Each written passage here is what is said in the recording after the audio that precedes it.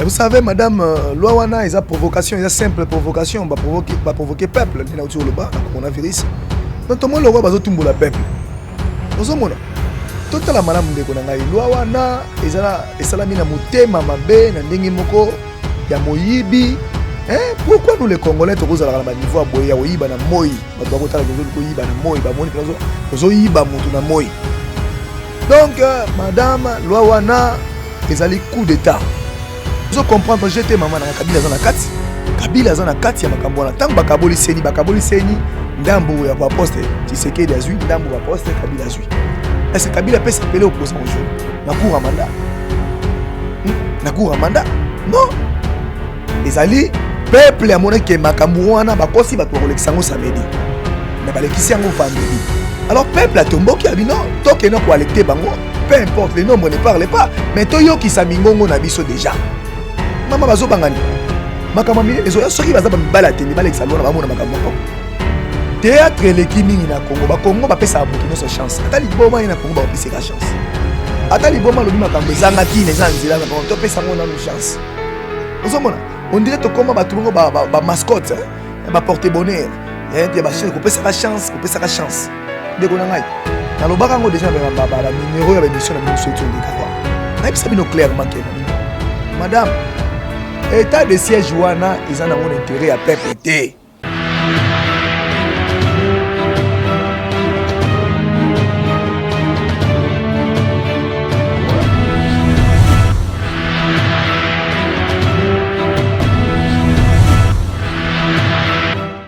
Bienvenue Balandia Océan du Congo Télévisé, Zelbongo Wabino Cadet Moussamba, la patriote.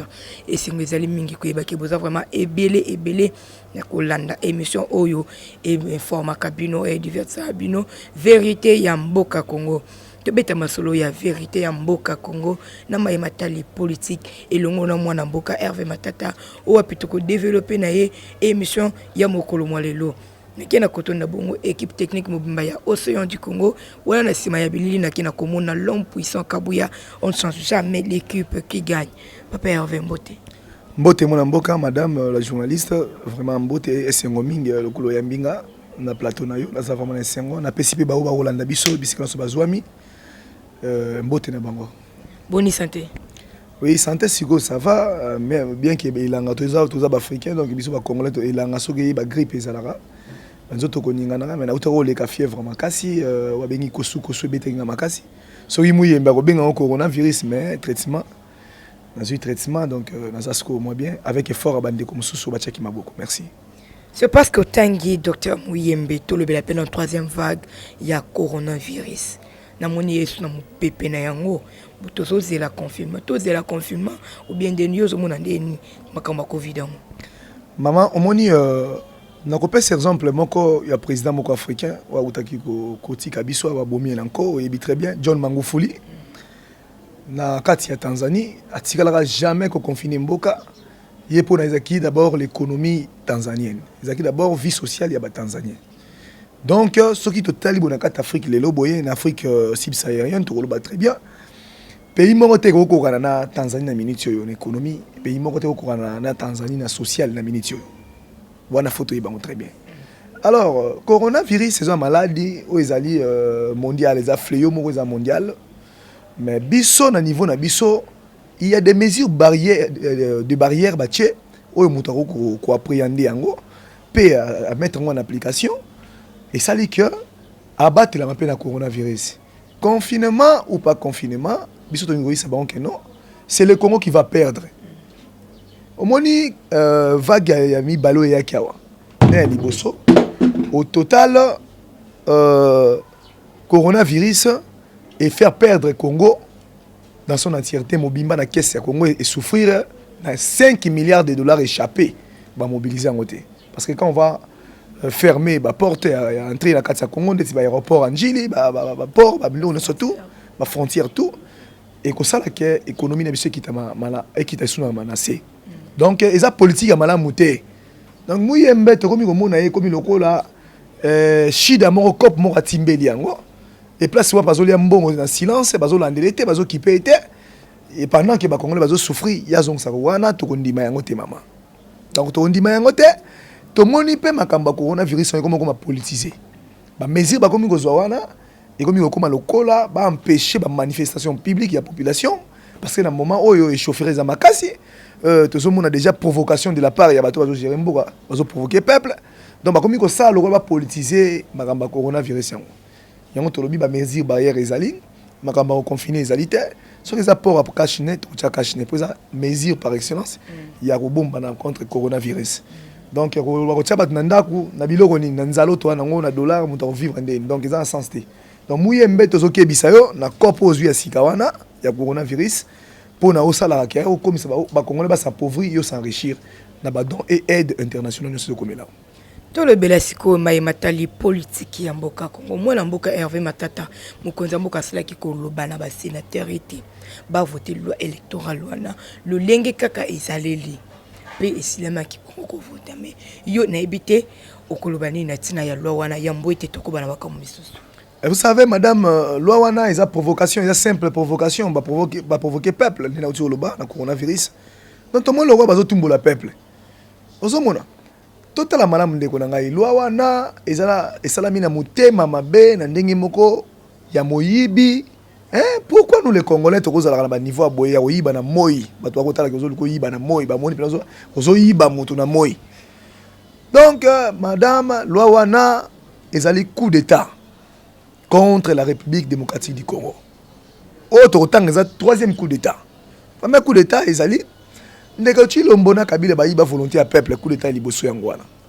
Et coup d'état mi balé ba yeko sala ba maniganse biloko na bango ba osala ba bengi ce qui union ya salité ou ba bango ba benga ce qui union secret ce qui ça non ya salité pour zo bota ba mbuma salité donc o ba sali wana coup d'état wana deuxième coup d'état ya union salité wana basalaki troisième yango yo ba provoquer ce peuple ba kamati ba ko sala nini ba zui élection ba komisi seni ba personnaliser seni Seni ezali organisatrice ya compétition. Il faut être indépendante. Alors yo mona wapi match zo beta ma vita na imana fédération déjà ba sombi yango pa imana et vita eko beta match na attaché 50 bi. Donc ba ko boyo orger ba ko boyo ba biana ne surtout pour ba la volonté imana gagner match. Et loko loi wana eza loi ya ba compétiteur maman. Eza loi ya ba compétiteur, eza loi ya faire plaire na Kabila te na Tshisekedi moins encore. Oh, comment yo kotanga sous Kabila? Est-ce que Kabila dans la sous Namboko? Papa Kabila, maman Kabila Zali na carte d'institution, il est là. L'ombre de Kabila est là. Donc oui, maman ko bosa ka makam na lokuta. Na ko biso makam bebele maman na ngai. Mende déjà Ibsa Rabino déjà clairement. Union salité wana yo zo benga union sacrée. Et Zali simplement ko élargir majorité. Ko kotisa Moïse na bemba bazala kite ba kota na kati wana Kabila za na kati makam. Bongo so Moïse na bemba ba koti seke Kabila pesa na kati. Mais ozo comprendre j'étais maman na Kabila za na kati. Kabila za na kati ya makambo na tang bakaboli seni ndambo ya ba poste Tshisekedi azui ndambo ba poste Kabila azui. Est-ce que Kabila peut s'appeler opposant aujourd'hui na cour à mandat? Na cour à mandat? Non. Donc maman ezali eloko déjà moyibi manigancé va préparer yango donc pour na koyiba élection 2023 connaissant que Tshisekedi va voter était moins encore Kabila va voter était parce que ba sali na ba congolais va sanctionner bango l'élection. Alors makambo ko loba ndeti loi électorale wana ezali provocation makasi na peuple congolais. Donc lokola seni ezali organisatrice élection yango wana seni il faut être indépendante, il faut bazongisa loi likolo ya mesa ba compétiteur ba vandi parce que ko pesa $100,000 pour na ko postuler za jemu kete mama na ngai. Et to ko boire bon élection déjà déjà ba yibi na avance bon ezali le kuta munene mama na ngai. Donc bazongisi yango na maboko ya ba compétiteur fédération tanga sala ba loi pour na organiser championnat ndeti lina foot na kaya Kongo abenga ka ba parti pour ba compétiteur ba représentant vita ba ya imana ba ya mazembe banani ba sangani ya mabwilu soki nani renaissance ba sali loi o ekotambisa championnat pour muto za les été. Donc loi wana eza ya Chilombo te, eza ya ba député te, eza ya ba sénateur te, ezali loi ya peuple. Pour peuple azana boumbu alingaka bima na boumbu na nzela ya maponomi. Mais ça la marake peuple ceux qui a voté mokonzi wana o va voter ya bima kate. Donc boumbu ya peuple yango wana. Donc on ningito longo na boumbu à travers maponomi ya malamu ya vérité. Ce ko bazo banga poani. Bino la muka na ebite ce qui peut vous perdre combat na bino ou bien ndengeni boyebi sous combat o bozo bundate ou bien ndengeni beaucoup ko réclamer loi électorale beaucoup mbika 12 personnes Hervé to ebite beaucoup mi osama ka lokola ba nani ba activiste tandis que to ebi la muka quand on parle de la muka on voit le peuple congolais mais bino lelo oyo bo changer stratégie. Dis-moi, avec ces 12 personnes au bokeh, et en plus, bokeh pas mbaté, bosengi sous médias et accompagner bino. Mais au moins, que bozo fingi salamuka. Kokende au bokende qui kuna na seni bongo. Et ça que hors de outil, les colons na kambina bino, ou bien ça bino, nini. Partisan ndebo yokani ke non, bo sala, et loko bo sa kene kokende 12 personnes, ko réclamer loi na seni. Maman moni likambouana d'abord eza loi ya la mukate. Eza revendication pe ya la mukate. Ce sont des Congolais au bakitaki wana avec la figure ya batu mususu boyebi na kati ya la muka basaki wana. Et c'était pas 12 personnes, même 12 personnes. Peu importe. Le lope ro la muka bo ke kan eto la muki bo. Prenons le cas de l'UDPS. Oyebi ke bande kwa UDPS ba wi ke no batele mabakende ko quelqu'un mubo. Ceux qui ba on to asala ke lokwana. Oyebi combien ba koka ko za la place wana. Maman, makamba popularité pour la muka ou bien tout ça pour la popularité, c'est une réclamation. Ce qui est popularité, on a un mot d'ordre venant de tel ou tel moutouboy. Vous comprenez? Et ça dit, peuple a monnaie que makambouana ba kosi ba to koleksango samedi. Mais ba lekisiango vendredi. Alors peuple a tombo qui a dit non, to ke no ko électer bango, peu importe le nombre ne parle pas, mais to yo ki samingongo na biso déjà. Maman bazo bangani. Makamba mine les oya ceux qui baza ba mibala tembe ba leksalwa na ba mona makambongo. Soki ba mibala tembe ba mona sko la muka kota likambo ba mona siko ke la muka koti likambo ba lexa loi total yango ke comme d'application peneti la d'application te mutu mama événement en 2015 yango wana ko betama la muka to mon lokolo ke no bino moko bokoti confusion parce que bosa sous makambo ndenge sengela été tant tozolo ba la muka tozo mona peuple mais to comme mona lokwa ke bino bokomi ko luka ba baisse na bino. Tu es habité pour perdre combat, beaucoup de gens activistes ou bien et ça n'est les côtés libéraux na carte non maman et loko zo nié wana obi ke lobby monde entier et loko zo nié wana ozo benga 12 personnes et lobby monde entier et pesé non muta critiquer muta linga yango te muta lingi loi ya chilo muta critiquer biso ne si biso boy to et lobby si e belépé et ça na ba retomber positif ba recadrer ba tir na ba komi ko recadrer ba tir na bango donc maman et là ce sont des peuples bas à la 10 bas à la 2 ba kenaki koyo ki samungo pour parler on les a parlé du peuple ceux qui balingi événement à grande envergure na tetio batika nango ba promulguer total les pays les places pour sentir que non chilo mona kabile ko longa makamba loi komi que non ba longa parce que ça coup d'état to ko chasser bango la libération c'est ça libération d'esprit yango na des bandits libération ya mboka déjà to komi ko kende na libération maman donc na matière en manifestation muto aza lésé à sentir en gros oyebi ba makambu ya prétend arabe e bandaka na mutu moko te mutu moko azui akamati ba ko senge taxe moteki ba légumes ba tire ko senge taxe alors non boko senga taxe na passion na mona akamati esa sasani amitié na moto sima na moto epeli président ki mamboka bato zo benga 12 wana bayaki wana mais oui bayaki oyo kisa mongo na bango et il panique ba député ne so benga na casa parlement babi ke mongongo yokani bato ye wana et ça na ba fait déjà positif ba sentir déjà zali. Donc maman ils a mukete to ki na bango malembe to rotia chari devant le bétail soki bana poste ba mona la muka za peuple ba mona ne Congo IDPS abunana la muka ta bunana Congo parce que la muka za peuple bazela ba koyoka yango au moment opportun bango moko ba commencer ba déjà bato ya union sacrée déjà ba salle déclaration ba bilwa ne ko lekate za loi moko ya provocation ya peuple soko landi makasi soki musika j'ai 13 euros bazaki pour bango na kati ya parlement bango na ba s'associer déjà na mongongo à 12 personnes oyoka kiwana ozoyoka donc na minute sur l'église et joindre biso na mongongo à 12 personnes ozoyoka wana église catholique église protestante et sangani na biso et nous avons batu mususu oyo ba mouvement citoyen batu bel ba s'allier na biso pour na kolaksa ke loi wana c'est une simple provocation. Une simple provocation. Au moment où bozo bundela élection 2023 il y a 2023 parce que bozo loi wana c'est ça qu'à propos de l'élection au tozo en 2023 mais entre temps kuna mopanzi ya est mboka na biso bat bozo ko fakaka état de siège pour quelle finalité? Ma chère na koyebisa très bien moni théâtre l'équipe na Congo ba Congo ba pesa mutu nyoso chance atali boma na Congo ba pesa chance atali boma lobi makambo ezanga tina ezanzela makambo to pesa ngona nu chance On dirait que comment tout le monde ba mascotte, ba porter bonheur. Il y a des machines qu'on peut sa chance, Ndeko na ngai. Na lobaka ngo déjà ba numéro ya émission na bino msoti olekawa. Na bisa bino clairement que na bino. Madame, état de siège wana ezana ngo intérêt à peuple té. La guerre du Congo, ezali guerre moko diplomatique. Ce qui toni tolonga guerre ya Congo, il faut qu'on résoudre ngo en termes de diplomatie. C'est-à-dire ti lombo wana azali motozo lo bakaza président Union africaine. Mais il peut jouer la carte la diplomatie a bengi bato ba trouble ordre na kati ya Congo, bato c'est maka terreur, bato c'est maka insécurité, bato zo bomba bato. Ba négocier na minute wana ba mettre fin. Ce sont les Africains qui font ça. Na boya ba mundele mutaotina non, c'est un Africain utilisé par mundele mais Africain soit boy utilisation wana, boya na yango. Osomona. Alors makambo na koyebisa clairement ezali nini? Union, pardon, état de siège wana zoyoka wana. État de siège zoyoka wana ezana simplement kakasio.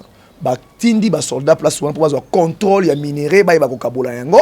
Kabila, Tshisekedi na Kagame. Mais le peuple est en train de mourir. Batoazo kufa, binosko lamuka, na liwa o batoazo kufa wana. Bosali penine, bolobi penine parce que jusqu'alors botikiti batoazo kufa kaka.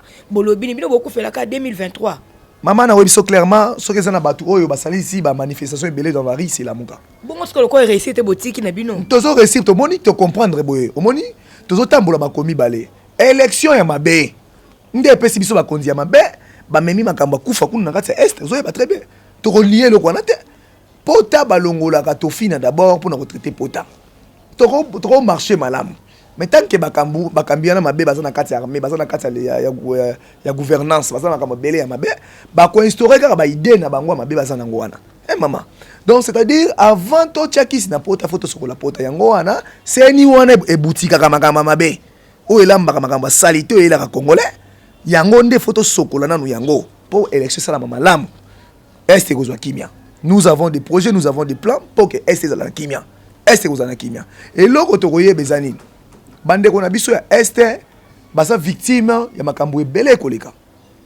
Mais tozoyoka silence radio na ngamba gouvernement. État de siège wana si réellement. Il a ezaki pour na mission ya ko insérer sécurité na kati ya est ya République démocratique du Congo. Et kei kuna pour na mission moko. Mais toyoka ba gouvernement ba commencer la biso état de lié ya caisse ba kuti kuna ba commencer la biso makambo ya oh non province ya Ituri est incapable ya mobiliser 3 millions de dollars par mois. Batinda ki gouverneur na makambo économie te. Batindi na makambo ba soldat. Si ko Tshisekedi wana ke Goma kuna. Tango ke Goma kuna. Na présence na ye. Otuni question na bataille de peste. Na présence ne ba bomi ba congolais. Ya lo baka otia état major kuna. Ya lo baka ki a kendete parce que azobanga ye wana chema kuna. Eza makamba ko kendete. Ndenga kendele yango. Il a déplacé toute une armée. Azu armée mombake na mboko yo moko za mokonzi. Pour que ne kotambolo ki na mboka. O me faut même armée mobimba. Ibine pe boloba ki kina akomeka ko kende kuna te parce que azobanga soka kei. Mais ko banga na la sami de mama ko banga na la sami pour tambusi armée mobimba mama faut. Mais enfin kei. Akeza makamba ko kendete ezali makamba ko kende na ye. Retomber na mwezani nini? Likamba ko kende za problème te ko kende za Congo. Goma za Congo.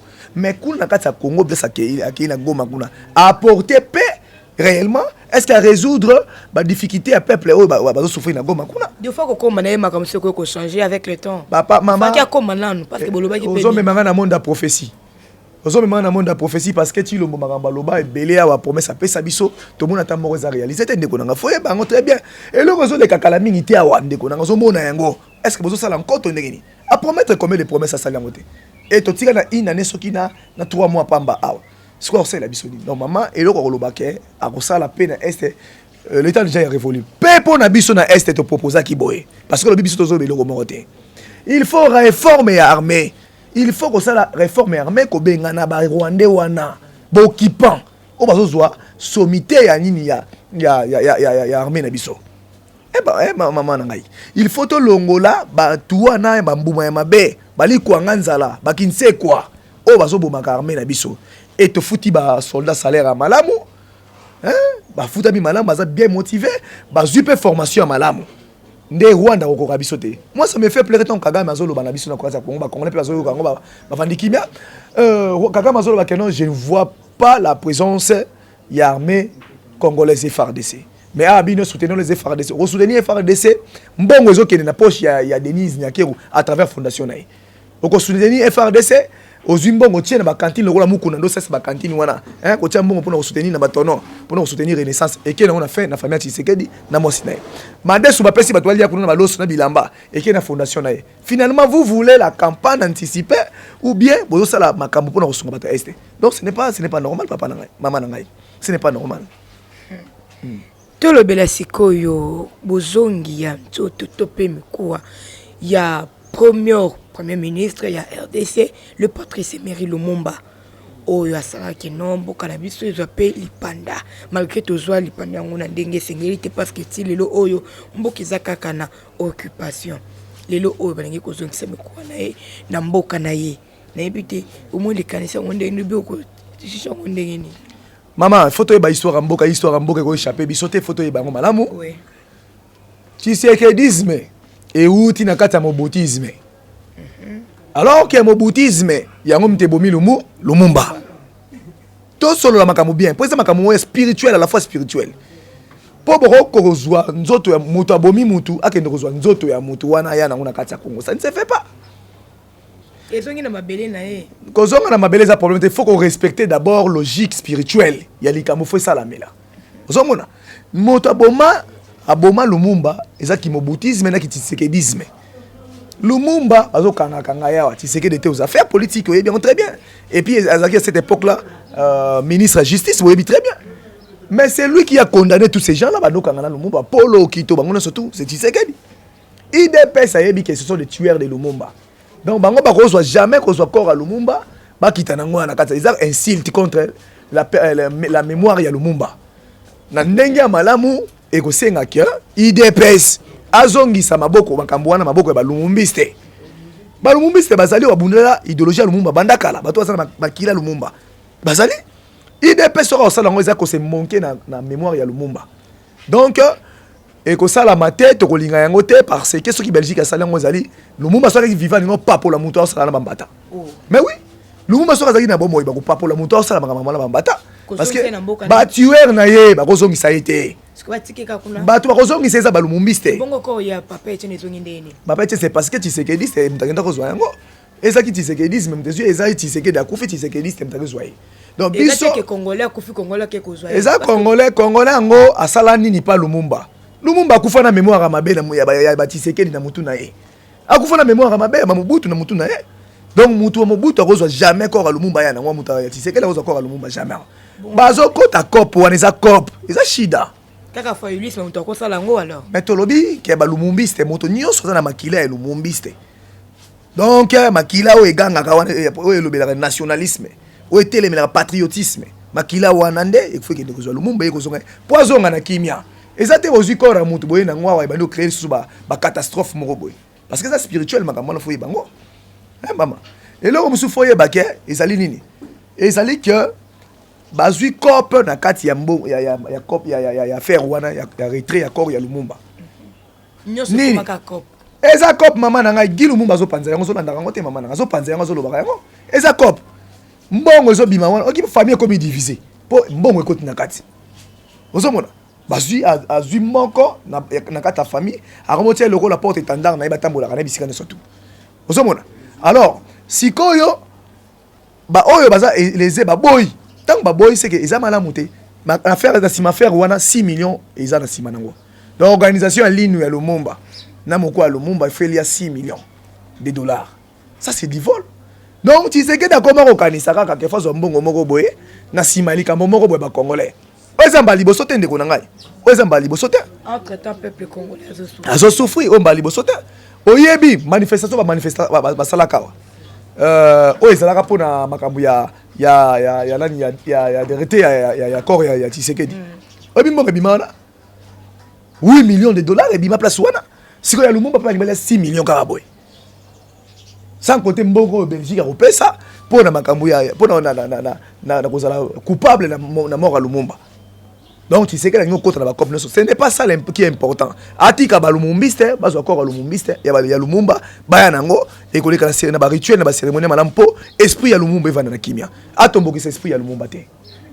Voilà bandeko balandia Océan du Congo TV tokomi bongo na suka ya émission na biso avec matata ya mbwete to sukisa lamuka bozo préparer susu nini toujours pour na est parce que susu nanga mingi eza mpanzi ya est kuna komona koyoka pena kino bobungisi komana bino bokomi kobunda boluka mutuna muto manane boluka ba base na ndenge na bino boluka kilide na ndenge no bobosani komba obozala kinango pona peuple bokomi ko naite boluka lipanda na ndenge na bino na comprendre juste la muka ezani tokomi pena na suka silisa na wana ndeko auto pesa pona est to ko loba yango nzela babitando ike moni ke go kuna éruption volcanique yaki ba misolo ba menini ezo sangana nyoso tozo kende ba bien ba matériel ezo kende pona bandeko na biso toza de kier na bango bino pe botindi ça problème to pesi ko to pesa ko ezo pesi pe ba tozo pesa ti lo zo pesa donc na ba fondation ndenge na makambo belé zo kindaka alors to nyeka ko pesa gouvernement te po bango ndenge to pesa bango po bali mbongo wana na compte nyankero biso boy